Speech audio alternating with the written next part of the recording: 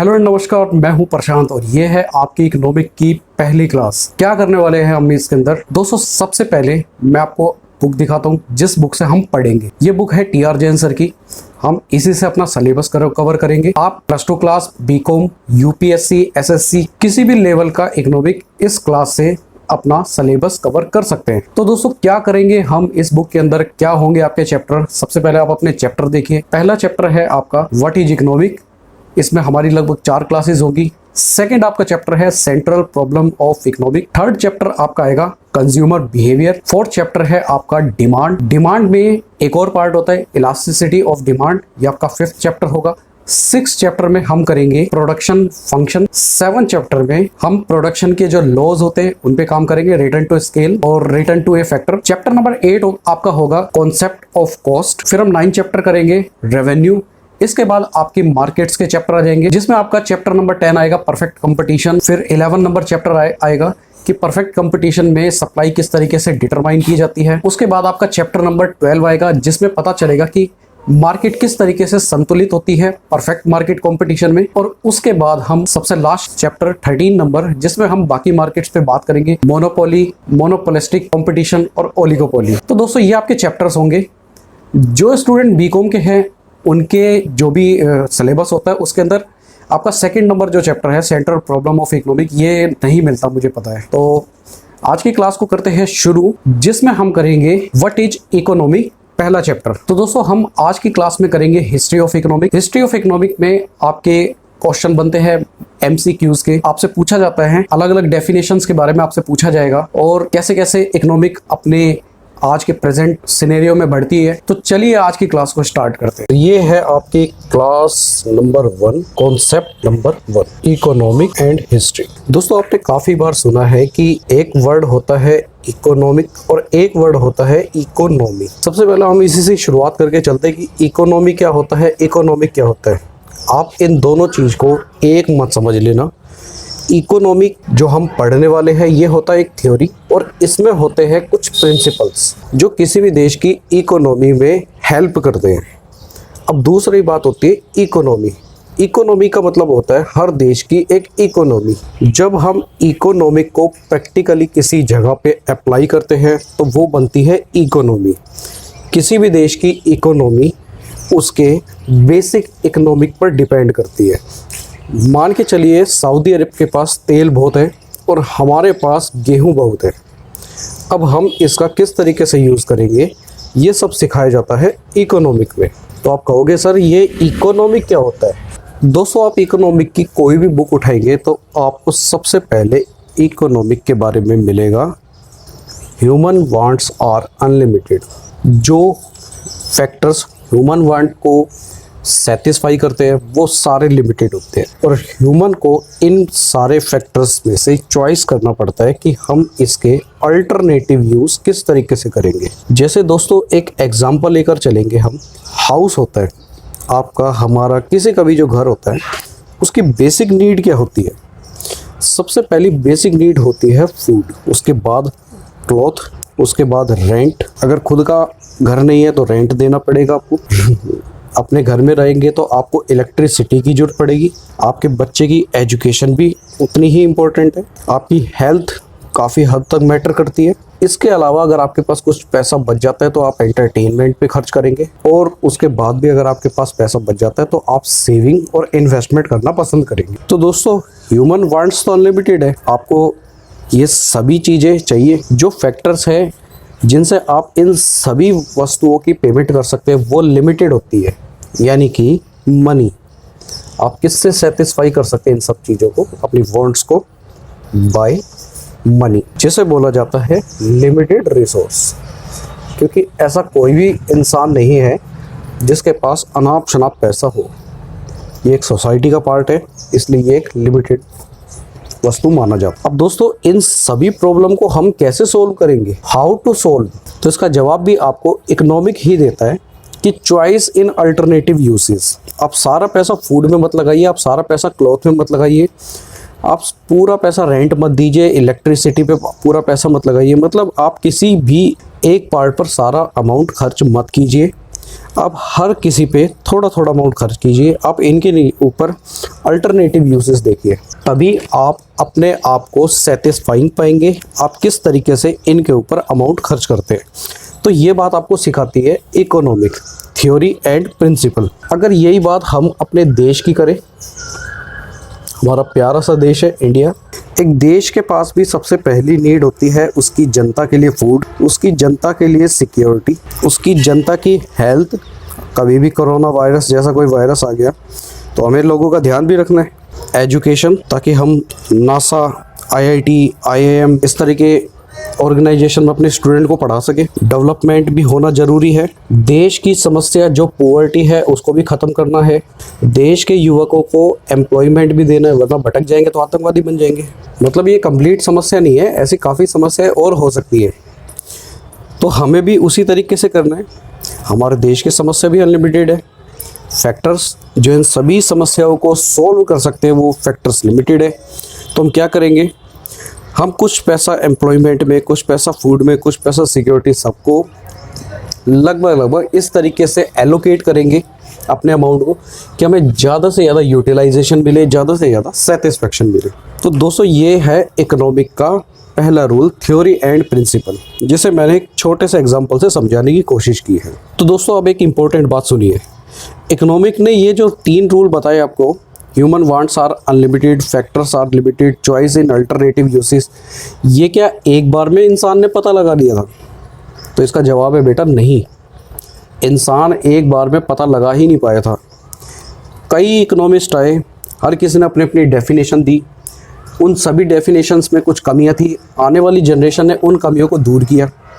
मैं एक एक आपको हिस्ट्री के बारे में बताता हूँ। सबसे पहले क्या हुआ था, तो यहाँ लिखेंगे हमने जो पहला कॉन्सेप्ट किया डेफिनेशन, हमारा पहला कॉन्सेप्ट का नाम है इकोनॉमिक एंड हिस्ट्री।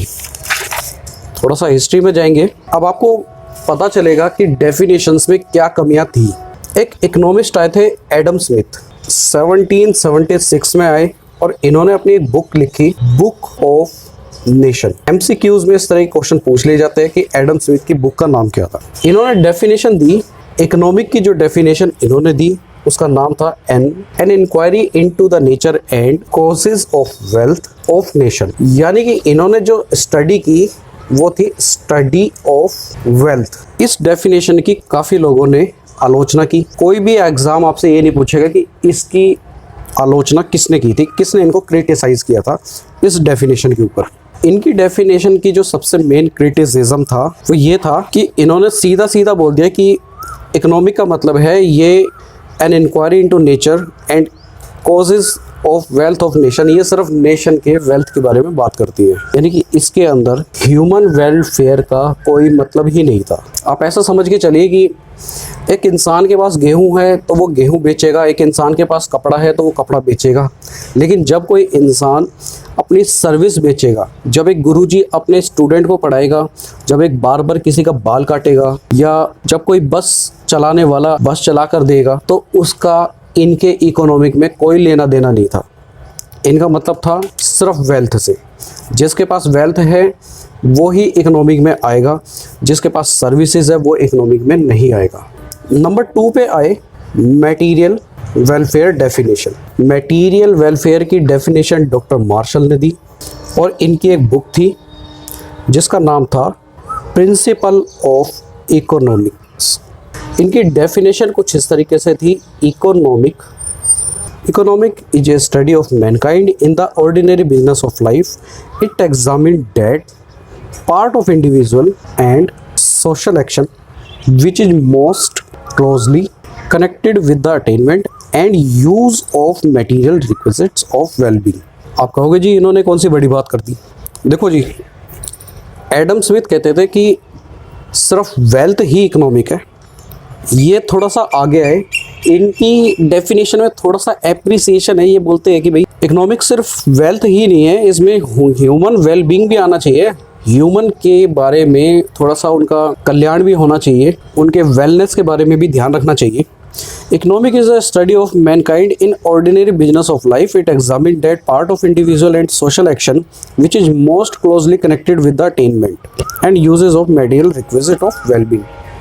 तो ये कहते हैं कि मानव का कल्याण भी होना चाहिए और वेल्थ का भी ध्यान रखना चाहिए। तो इनके बारे में अगर आपको कुछ पता लगाना है तो वो था कि इन्होंने की है study on wealth and man, यानी कि फोकस किया है ऑन ह्यूमन वेलफेयर। अब तीसरी डेफिनेशन आती है स्केर्सिटी के ऊपर। जमाना 1776 से 1932 तक आ गया। इसमें पैदा हुए रॉबिन्स, पैदा तो पहले हो गए थे। डेफिनेशन 1992 में दी। इन्होंने भी अपनी बुक लिखी, बुक का नेम था an essay on the nature and significance of economic science. Adam Smith ने बोला था कि इकोनॉमिक का मतलब है वेल्थ। डॉक्टर मार्शल बोलते हैं इकोनॉमिक का मतलब है वेल्थ के साथ साथ ह्यूमन वेलफेयर। अब रॉबिन्स ऐसा क्या बोल देते हैं?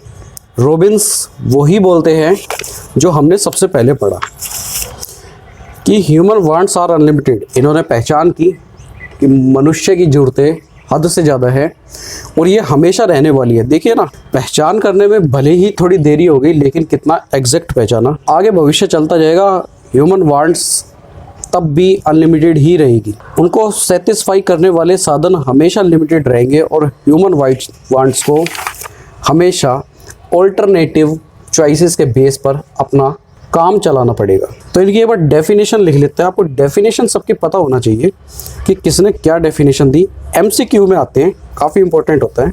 Economic is a science that studies human behaviour as a relationship between ends and धूप आ गई दोस्तों, पढ़ाना मुश्किल हो जाता है। Ends and scarce means which have alternative uses. तो लास्ट में इन्होंने पहचान ही लिया। क्या पहचाना? एंड्स पहचाना। कोई जरूरतों का एंड नहीं है।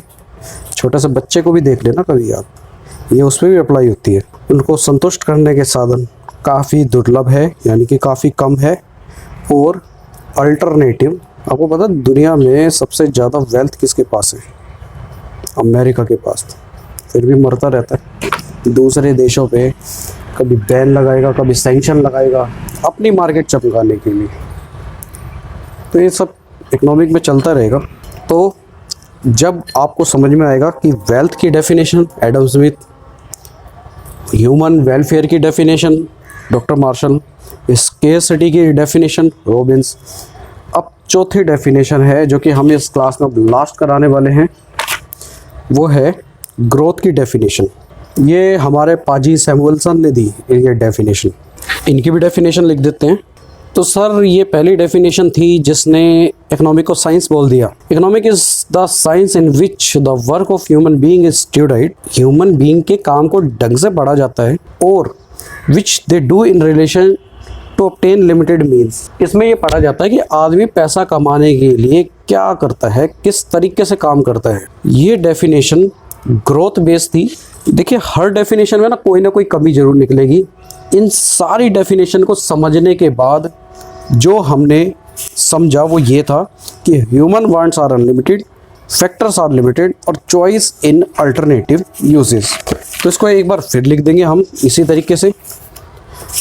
इन चारों डेफिनेशन से क्या एंड निकला? तो वो एंड इस तरीके से था कि economic is the study of human behaviour, जिसमें होते हैं अनलिमिटेड वांट्स, लिमिटेड फैक्टर्स और क्या करना पड़ता है, चॉइस इन अल्टरनेटिव यूजेस, जिससे क्या मिलेगा, मैक्सिमम सेटिस्फेक्शन। देखिए, जब मनुष्य को मैक्सिमम सेटिस्फेक्शन मिलेगा ना, तो ऑटोमेटिक क्या आएगा? ऑटोमेटिक आएगा डेवलपमेंट और वेलफेयर। तो दोस्तों प्लीज़ मेरे चैनल को सब्सक्राइब कर देना यार। बस इतना कर दो कि मैं आपको ये सब चीज़ें एक वाइट बोर्ड पे पढ़ा दूँ, अपना इंट्रोडक्शन ढंग से दे सकूँ। तो मिलेंगे दोस्तों अगली क्लास में। खुश रहिए, पढ़ते रहिए, बढ़ते रहिए। This is Prashant, sign of.